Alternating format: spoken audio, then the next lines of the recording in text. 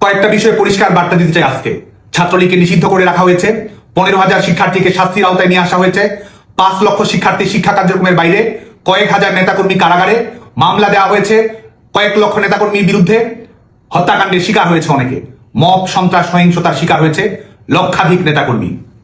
যেভাবেই হোক না কেন নতুন একটা সরকার ক্ষমতায় বসেছে। ক্ষমতায় আরো কিছুদিন থাকতে চান, থাকুন, কিন্তু রাজনীতিকে রাজনৈতিকভাবে মোকাবেলা করুন। আমাদের অধিকার নিয়ে টাল বাহানা করবেন না। অবস্থার পরিবর্তন না হলে, আচরণ না বদলালে মনে রাখবেন এই নিষেধাজ্ঞার অস্ত্র আপনার বিরুদ্ধেও ব্যবহার করা হতে পারে। সিম্পল ম্যাথ বলি, যতদিন ছাত্রলীগ নিষিদ্ধ থাকবে ততদিন যে অন্য কোনো সংগঠন নিষিদ্ধ থাকবে না তার গ্যারান্টি কি আপনি দিতে পারবেন? আমরা তা চাই না। অতএব যা করছেন ভাবুন, ভাবা প্র্যাকটিস করুন।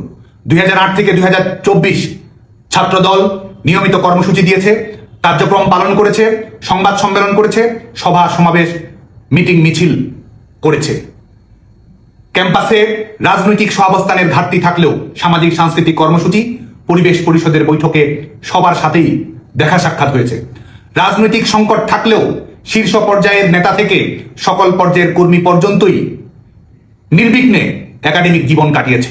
তারা ক্লাস করেছে, পরীক্ষা দিয়েছে, পাশ করেছে, সার্টিফিকেট নিয়েছে, চাকরিও করেছে।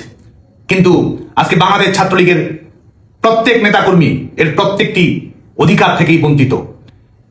নিষেধাজ্ঞা অব্যাহত রেখে নির্যাতনের যে স্টিম রোলার চালাচ্ছেন, মনে রাখবেন justice will be delivered accordingly.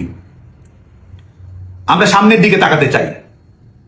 আমরা একটা মানবিক, গণতান্ত্রিক, সহিষ্ণু রাষ্ট্র ব্যবস্থা চাই। দল মত নির্বিশেষে প্রত্যেক নাগরিকের রাজনৈতিক মৌলিক নাগরিক অধিকারের গ্যারান্টি চাই। কিন্তু আমাদের চাওয়া দিয়েই সব হয় না। বাস্তবতাও রাজনীতির গতিপথ নির্ধারণ করে। বল এখন বিএনপি সরকারের কোর্টে। আমাদের নিষেধাজ্ঞা প্রত্যাহার করা হবে কিনা, আমাদের লেখাপড়ার অধিকার ফিরিয়ে দেওয়া হবে কিনা, আমাদের রাজনৈতিক অধিকারের নিশ্চয়তা থাকবে কিনা, এর মাধ্যমে আপনি শুধু আমাদের বর্তমান নির্ধারণ করছেন না, আপনার ভবিষ্যতও নির্ধারণ করছেন। জয় বাংলা, জয় বঙ্গবন্ধু।